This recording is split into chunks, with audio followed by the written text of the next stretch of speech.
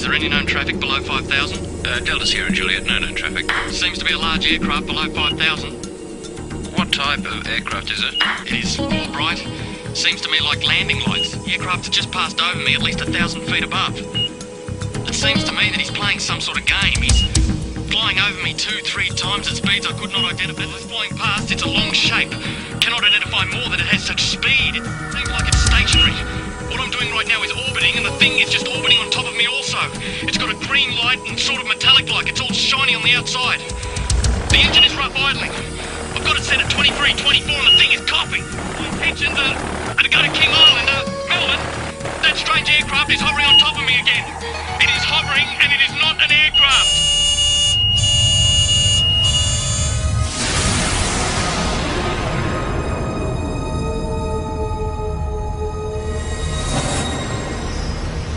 What you've just heard was a recreation of the final words spoken by pilot Fred Valentich before his plane disappeared over Bass Strait. Even though it's been 19 years since Fred disappeared, the mystery surrounding what happened to him still hasn't faded. He just vanished without trace, and his family believed he was taken by an unidentified flying object. Recent years has been an explosion of UFO sightings in Australia. Whenever you mention the topic, people seem to have their own theories and opinions, or even their own stories. It was orange like a sunset, and it was just spanning across the road. I can't move it. Moving forward in time through the experience. Then this tall, dark being just appeared in front of the craft. I mean, it looks like a traditional, every day of the week, comic book flying saucer. They had large almond-shaped eyes, small bodies, legs and arms, and sort of grey in appearance. I think it's the first time in my life that I could identify of anybody telling me that they were scared they were going to die. Saying that this thing was only just down the bottom of his street. He could see it was out in the water, it was sucking up water. Yeah, I believe it's a UFO. There are between 400 and 500 reports a month of UFOs in this country. Now, obviously a lot of them can be explained, but about 10% prove to be true mysteries. Tonight you'll hear from people who've had these experiences. They're just normal Australians who can't explain what they saw.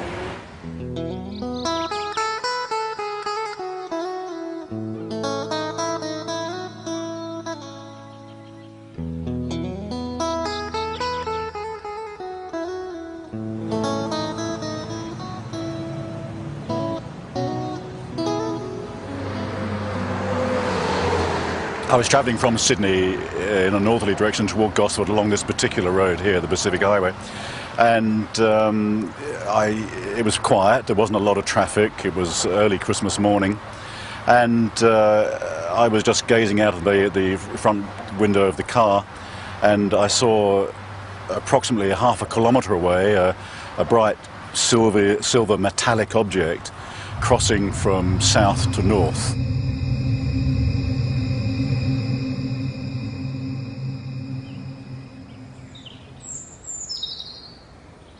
I stood here not believing my eyes, because where I sit I can see the open water, and I just couldn't believe that this thing could appear on the water. It was some kind of craft, but it was completely surrounded in lights underneath and all around, and it just looked like a carousel. It wasn't anything flat. Around holiday time, the local police know they'll be busy. But on this New Year's Eve, the calls weren't what they expected. All people that I spoke to had exactly the same thing to say. There was no variance whatsoever in the object that was sighted. It was a huge chrome, very shiny object in the shape of a ball. At the bottom of the ball was a number of huge white lights. This object looked like it was sucking up water.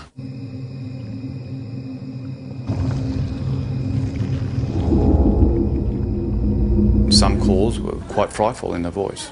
You could actually hear the fear, and in the background especially, the fear of people and of course animals and things at the time that were experiencing this phenomena.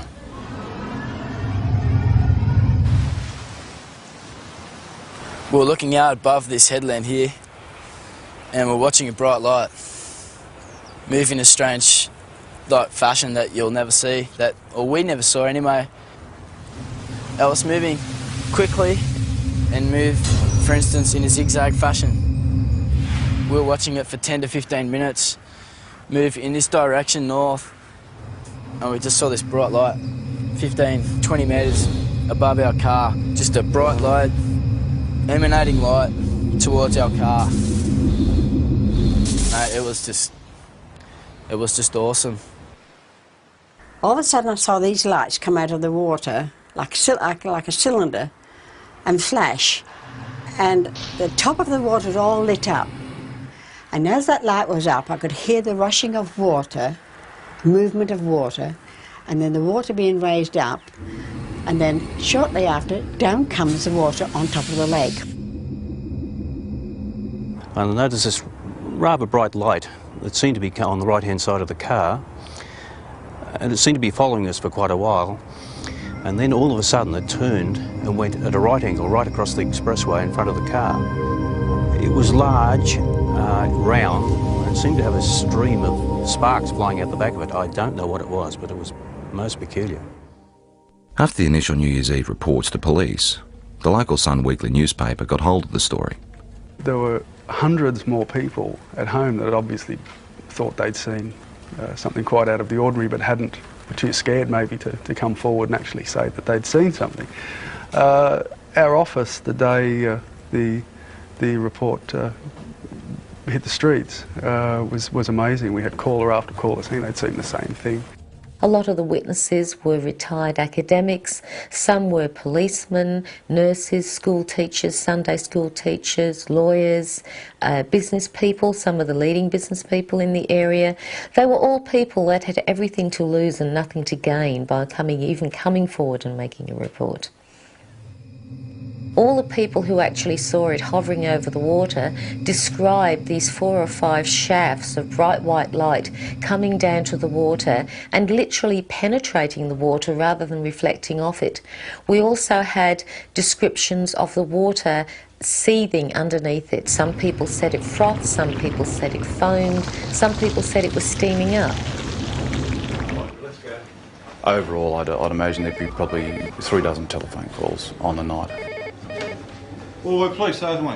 In particular, Sergeant Wenning remembers one very distressed caller. He told me he had been woken up from a deep sleep with thunderous noise and bright lights, dogs barking. His children had come into his bedroom screaming. He was saying that this thing was only just down the bottom of his street. He could see it was out in the water, it was sucking up water. The sound was like a million hummingbees. He didn't know what was going on.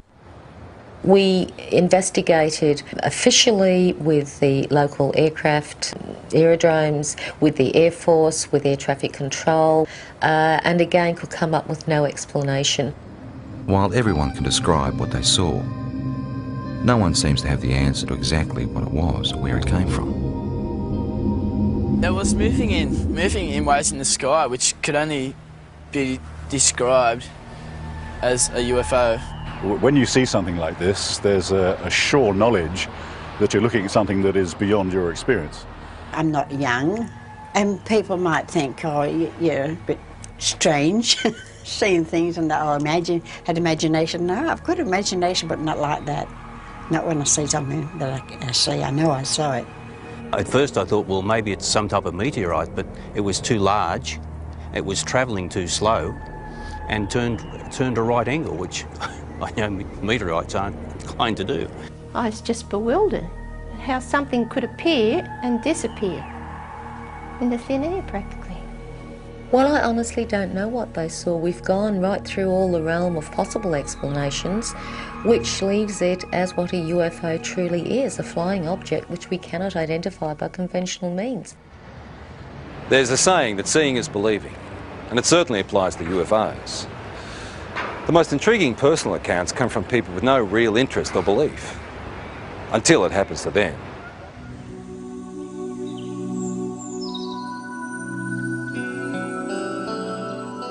Before this happened to me, I can be honest, I could say that I was in that category of being naive. I didn't believe it.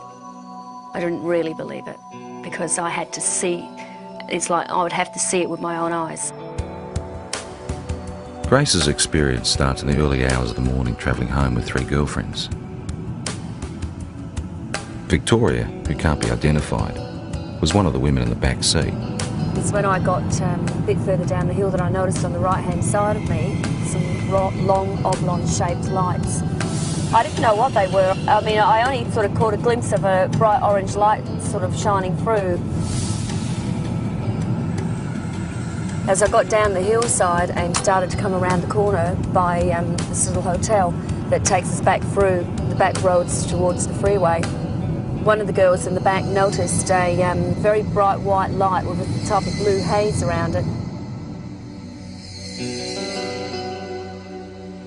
When the girls were sort of saying, oh, maybe, you know, like it's a UFO, and, you know, we sort of like just laughed it off and said, don't be so ridiculous.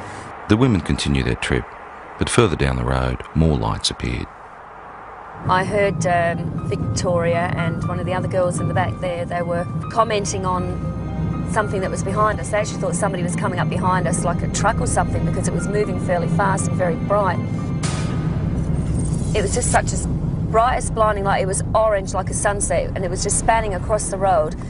I got really scared, and I said to Grace, quick, just step on it. Because I knew there was a town just a kilometre up the road.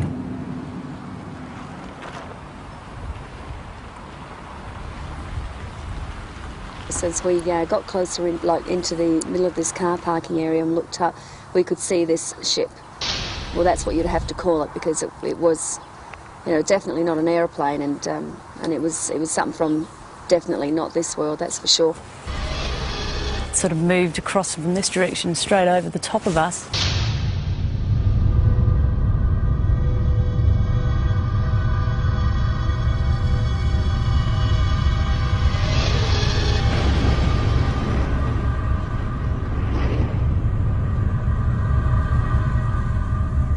Sort of disappeared into a gully where we lost sight of it.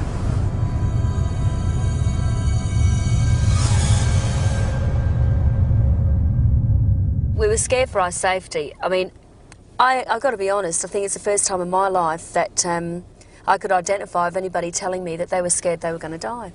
Because I was. When I got to the opening of the drive here, the other girls noticed that there was something else up, some activity up there in the sky. We were still scared. We didn't know what they were either. They seemed to be moving in a direction that this other craft had gone over and gone down. So the first thing you think of, just pull in someone's driveway. And as I pulled in, the light was so blinding, it actually was hurting our eyes to look at it. Then I noticed a figure coming. It wasn't a human, it definitely was no human, that's for sure. I felt threatened by it, I felt really, really threatened by it. That was the closest thing I've ever experienced, the thought of actually, you know, coming close to death, I suppose, which sounds pretty silly, but the fear I had was like that, like I wasn't going to see my family again. And the weird thing is that it's not the normal thing to talk about and for people to accept. But, you know, it's been 3 years now, and I still feel very distressed by it. In the weeks, I felt a lot of doubt with what happened to Grace. I didn't believe it, truly believed it, because I hadn't experienced anything like that myself. So I didn't show it either. I mean, I didn't show that I didn't believe it, because I think it was important that I looked like I was supporting her, so that otherwise, you know, she might go sort of, you know, off the rails if she didn't feel she had some support from her husband. But 2 weeks later, those doubts disappeared. What's work? Late one night, they were both woken by their distressed 15-year-old son. He was dead set that he had presence in his room. You know, there was somebody in his room. And one thing that he kept saying at that time was that, can you hear that sound? And he kept pointing up to the ceiling. And we could hear this low drone sound. I knew then I'd heard that sound before. We got back into bed and I was laying there. And I thought, do I lie here and just let this thing go through and just, you know, try and wipe it off as another bad experience, or do I actually get up and look, and if it is what I think it is, then maybe my husband will be able to see for the first time and he will believe. I just couldn't believe what I was seeing. When you see an object that's just sort of floating through the air, like at slow pace, and you think to yourself, oh my God, it struck me as, you know, being awesome. It's just something unbelievable. It was a relief that he was able to see this thing, and all I kept saying was that was the thing that was there the night when I was with the others. Certainly by its nature, by the way, characteristics of the way it just hovered across the house at a slow pace, yeah, no, nothing man-made.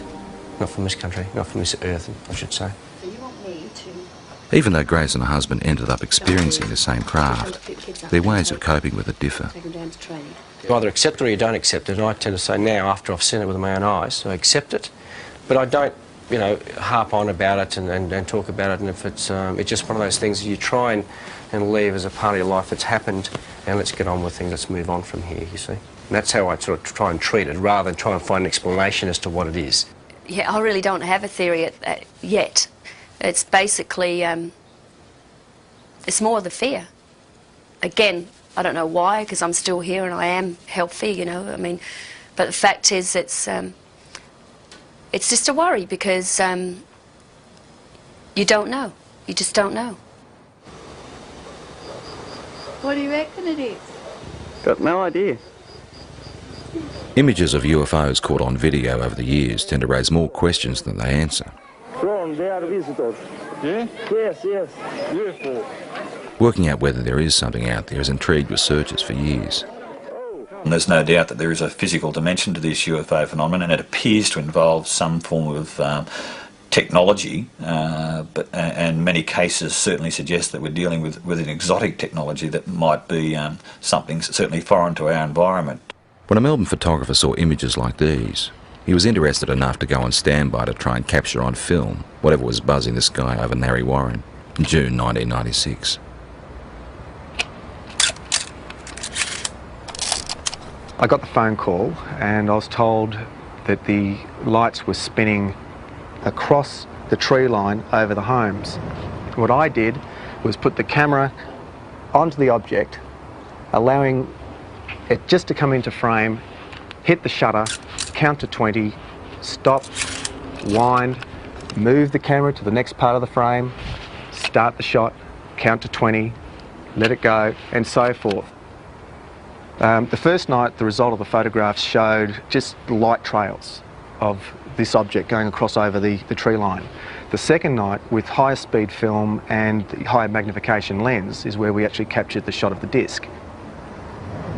This thing was, the only way to explain it was moving across the air like ice on a hot plate, very, very smooth. Later in the program, Doug's photos will be studied by an independent expert. Well, it was flying, it's unidentified, and it was definitely an object. What it will be, and I hope with the analysis will prove me right. But yeah, I believe it's a UFO. In the UFO community, the term hypnotherapy is like a buzzword. It's the thing to try if you feel you have secrets of the past to unlock. While mainstream medicine doesn't necessarily recognise it, people who've had UFO encounters believe it helps.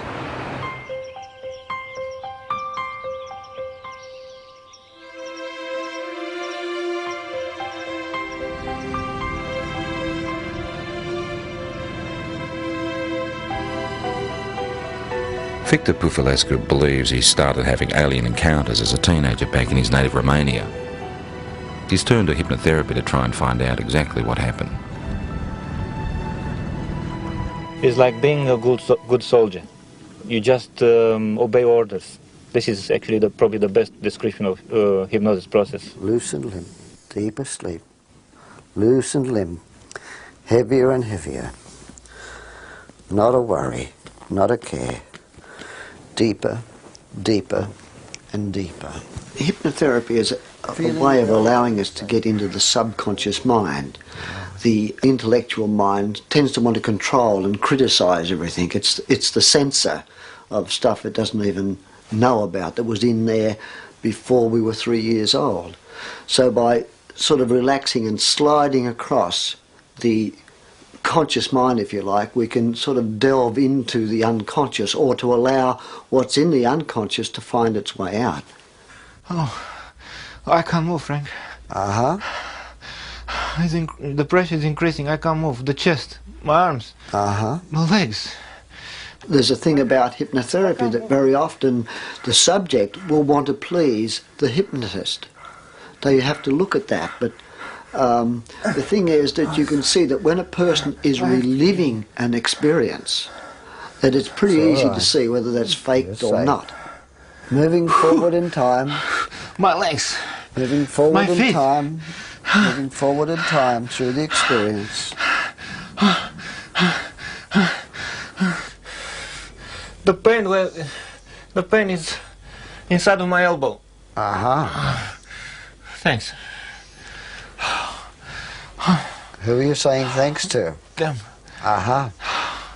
Can you ask them what they're doing? No. It's a test. That's a test. I just know it's a test.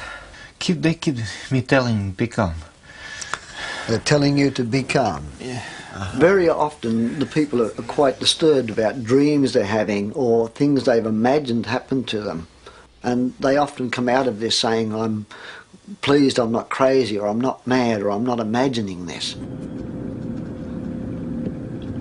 It does give you some answers, but also creates thousands more. And this is probably the trickiest part. I'm never happy with the answer which I'm getting, and I want more and more and more.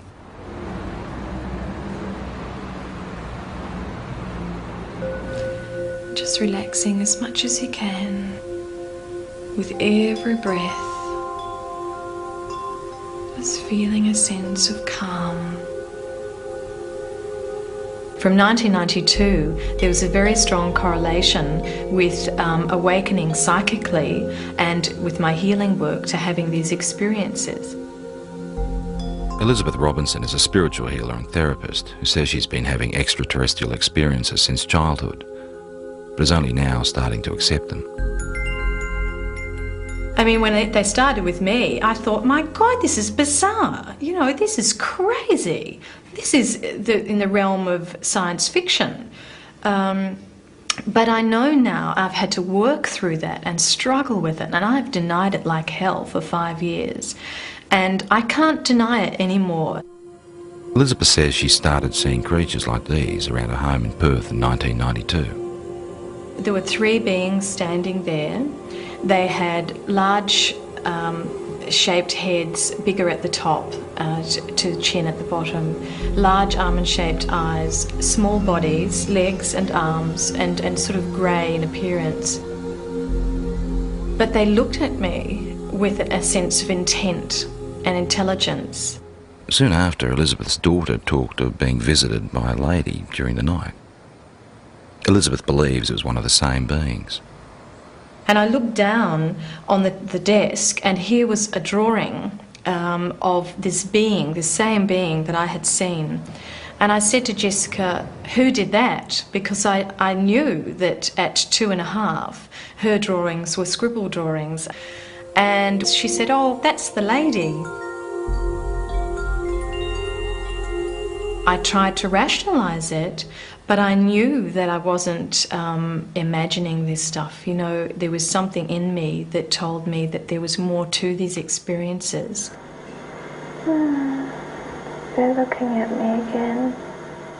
Elizabeth then turned to hypnotherapy to try and uncover what she couldn't understand. This session was recorded last year with visiting American UFO researcher John Carpenter. I don't want to give the baby up. What seems to have come up in hypnosis is that I've had children taken from me, babies taken from me that are growing up on crafts. And this is just absolutely bizarre, you know, talking about this. I mean, you talk about this, but, you know, at first you struggle with it. I mean, you can't fully comprehend this, but what I could comprehend was the emotion around it.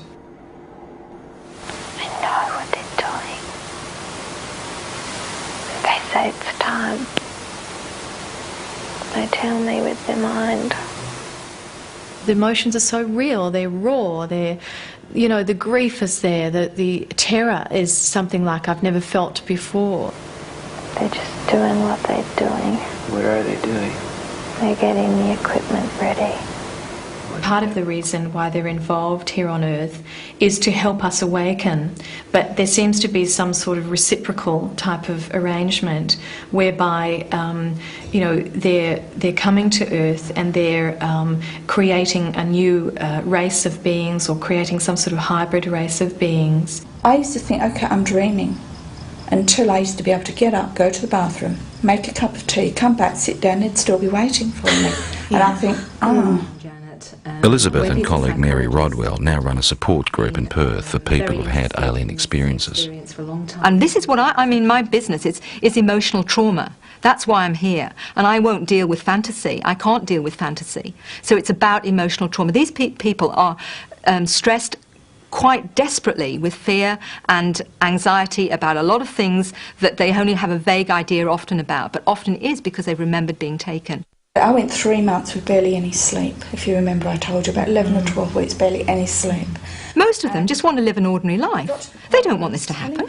So for them to have the chance to at least talk about it and release all the anxiety and fear around that as much as they can around talking about it, it seems that through that there is real healing. For me, I became very frightened that I would be labelled crazy or, you know, hallucinating, whatever it was, and that I couldn't have somebody to relate this experience to that would honour my experience. Have either Elizabeth has always kept journals about her experiences, which she is now using to write a book. I saw a grey being appear, white-grey colour. In the dream, I was searching for my son, even though the child dream of trying to run away from several grey beings, but as fast as I ran or wherever I really don't expect someone to be able to say, absolutely, you know, this is real, because, you know, you always doubt yourself, but you know that it's real, and you have to come to some point and stop denying it, and that's what I'm starting to do. Sorting out the facts surrounding UFOs can be tough, unless of course there's something that science can put to the test.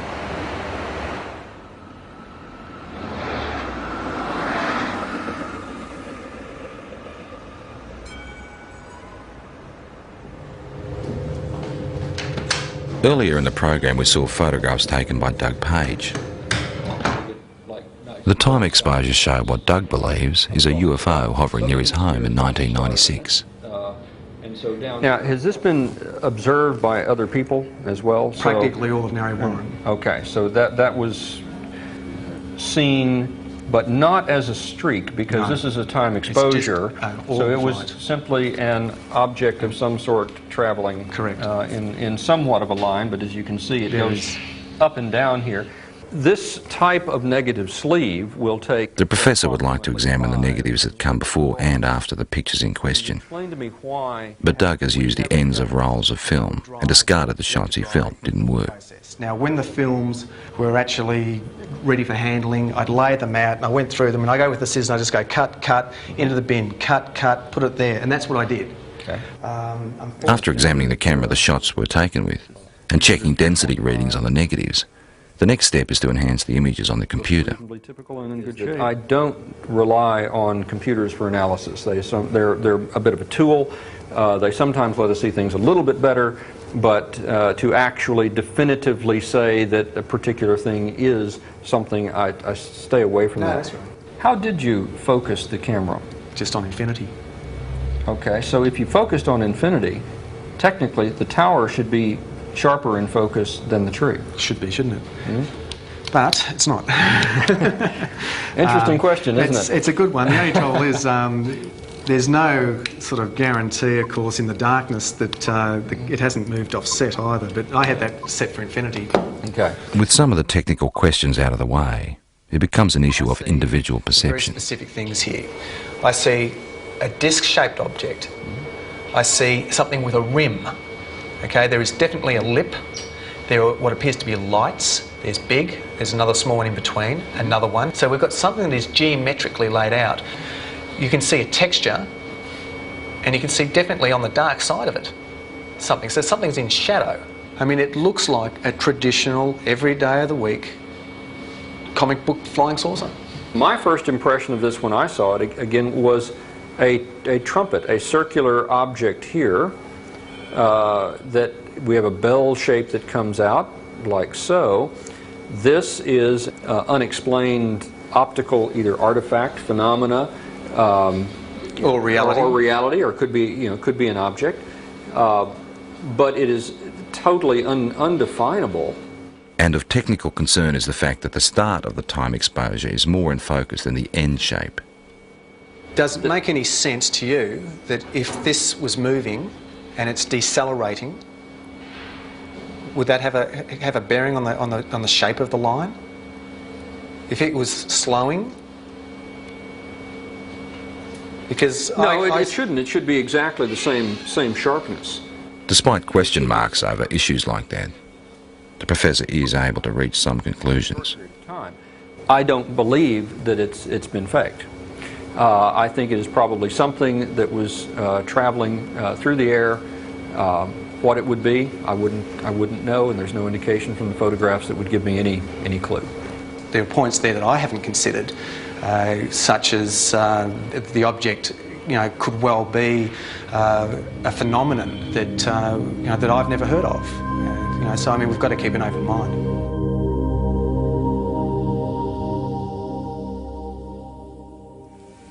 I don't know, maybe between 6 and 8, I would assume. Okay. They were fairly intense, or? Yeah, they were very close together as well. Right, okay. 4 years ago, Kelly Carr was a mother and housewife with no interest in spaceships or aliens. Now she's using technology to reconstruct images of her own encounter. It does give the idea of the lights there, but the brightness of the light, it gives a good impression, except that the colour doesn't seem right. Kelly's account starts in August 1993. My husband and I were driving up to my girlfriend's place in Monbulk, which is in the Dandenong Mountains. We were driving on Belgrave Hallam Road, and it was just on dusk. I saw what I thought was round orange lights in the field. It looked unusual to me. Later that night, retracing their route home, Kelly noticed something else unusual. It's about a kilometre or so in front of us, about twice the height of the treetops. We could see this object, which at first I thought was a blimp. It had the shape of a blimp, but it was light. As we got closer to it, the light seemed to sort of separate, and it was actually these a row of round lights, and they were orange. It appeared like there was silhouettes standing in these round orange circles, like people, but you could only see the black outline. Well, I just said to my husband, look, there's people in there. And the minute I said that, it shot off to the left of us. Within 1 or 2 seconds, it was gone completely.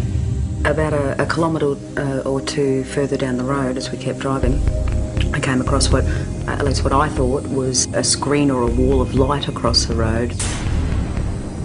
And my heart started racing and the adrenaline was sort of pumping through my body, and I'm thinking, we've just seen us back down there, we're in for, a close encounter. Then the next instant, nothing. We seem to have actually covered a fair distance that I don't even remember covering. It might have been possibly close to a kilometre that I don't remember actually travelling. There was no light. There was nothing blocking the road.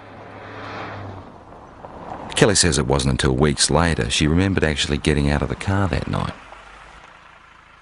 And I saw that there was another car that had pulled up 100 metres down the road. Then I walked around the front of the car to where my husband was standing on the other side, and we started walking across the road together. As we were walking across the road, I looked down and I saw that the other people were getting out the car and starting to walk as well. So I was quite happy that there was other people there who were seeing the same thing that we were. And we walked up along here to where the fence is. Right out in front of us is this huge craft. I was totally awestruck, it was science fiction coming to life. There wasn't any fear then, it was just all total awe. We stood here, I guess side by side, my husband and I, for about 30 to 45 seconds. Then this tall, dark being just appeared in front of the craft, and he was followed by about another 7 or 8 that appeared straight behind him. I felt this energy go through me. It's like nothing I've ever experienced before in my life. It was like some sort of low-level frequency that came in waves, but it was so dense that I could actually physically feel it going through my body. And that feeling absolutely terrified me. It was like, I can't even explain the horror that I felt just feeling this. And I began screaming. The minute I did, the eyes on these things lit up and they came charging across the field. Halfway across, they split up into 2 groups. Some headed off down there and the rest came directly towards us. I felt this blow to my stomach, and the next thing you know, I'm back here somewhere on the grass. It literally lifted me off of my feet. And I thought I was going to die. I thought if I don't get up now, I'm going to pass out and I'm going to die. I'm not going to come back to consciousness, you know. So I pulled myself up into a sitting position, and when I sat up, I couldn't see anything, and it was like there was just black in front of my eyes. I want you to try stretching it down a little bit as well. Kelly is not the only one who saw these images that night. For the first time ever, independent witnesses have given the same account of a close encounter. Even though Kelly has never met Jane, Glenda and Bill from the other car she saw, she has seen the sketches they drew for UFO researchers. They've drawn the same circles of light around the top of the craft with these blue lines coming down, ending in a semicircle on the ground. They've actually also drawn a tripod underneath, which was something I didn't see that night. It becomes very clear then that we were all looking at the same thing and that it wasn't your average saucer-shaped craft. And basically, the second party were able to draw sketches of the beings very similar to the ones that I had, and they're not your usual little grey things that are, you know, media propaganda. I found a small red-coloured equilateral triangle underneath my navel, which I guess in reality provoked only a minor curiosity at the time. It was oddly geometric, and I did wonder, you know, how something like that could get on me that looked like a burn without me feeling it. At UFO conferences, where Kelly is now a keynote speaker, she adds strength to her own story by showing photographs of physical marks left on one of the other women. We were all left with triangular marks under our navels, but the ones that were marks that were actually photographed, the first one came from Glenda, which is it's a series of 3 small red dots along the inner thigh, and both Jane and Glenda were marked with these dots. I wasn't. Glenda had a ligature mark around her ankle, which is quite severe bruising. It looked like she'd been strapped down to something. UFO researchers have also reported finding physical traces at the site where all witnesses said the encounter happened, particularly in relation to where the craft landed. Inside that semicircle was actually a triangular formation of 3 points spaced 6 metres apart, which correspond with the tripod that was drawn underneath the girl's craft. To this day, Kelly still doesn't know exactly what happened to her that night. Tried a little bit. Her most vivid memory is the fear that she felt. That's very good. It's finally come out to what I'm looking for. And I think a lot of people, you know, might have experienced the fear in a nightmare when you're being chased or something like that, and it's a terror that you feel that, you know, sometimes can wake you up or whatever, but it's absolutely horrifying when you're dreaming it. And that's exactly what I was feeling while I was totally awake. That sort of terror, actually having to feel it while you're conscious and physically awake and feel it as a reality, is like a living nightmare, like a nightmare had come to life.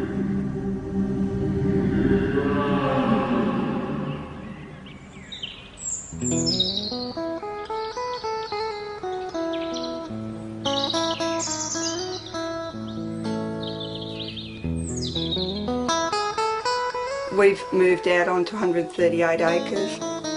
We don't have electricity. We use all our own fuel, like for both our fires. We're in the process of trying to become self-sufficient as far as food's concerned. We just lead just a very different lifestyle. the thing over. Denise Borrett says it's her encounters with strange beings that have helped her make the decision to live this way. There's one of our missing. I believe at the moment that they're giving us quite a dire warning about what's happening to the planet and what's going to happen to us unless we actually wake up to what we're actually doing. They seem to open parts of your mind that aren't opened before, and or they help you to do that. I don't know, but all I know is that I'm a very changed person since I've had my experience. Well, lifestyle changes you'd think shouldn't happen to people if these things aren't physically occurring. So I guess it's a little piece of evidence to suggest that something really startling and extraordinary must have happened to a person because of the changes that they do go through. Denise says her visitors have the ability to render her husband unconscious, so he never actually experiences the aliens, but he does have physical scars. Well, I know I've got a lot of scars on my body, and I know basically where they all came from, but this one, in that particular place, I've got no idea. I just woke up one morning and I happened to comment to Denise, I've got this funny little mark on my arm, and she had a look and she had one in exactly the same place because she said she could remember it happening. And I can actually remember them cutting it. I can remember it was like a little spatula or whatever. But again, there was no pain or anything, and the next day mine had completely healed up, whereas Les's had actually scarred. And I thought, well, they're in identical spots and they're identical size, so obviously something was going on. People who've had multiple abduction experiences very often get very concerned about the environment. They get very concerned about healthy lifestyles. They get very interested in the possibility of life elsewhere. They get very interested in promoting the message that there's something actually going on.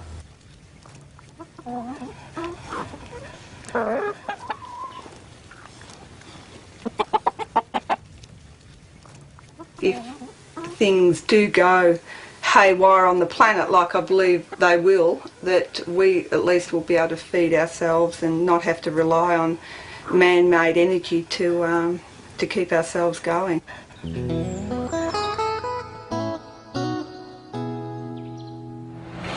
It's pretty obvious that the people that had these experiences are convinced there's more to what's out there than most of us realise. They're also the first to admit that their stories can be hard to accept. All they want us to do is be prepared to listen. I suppose people got to make their own minds up, but we can honestly say that what happened, happened, and there's no doubt about that.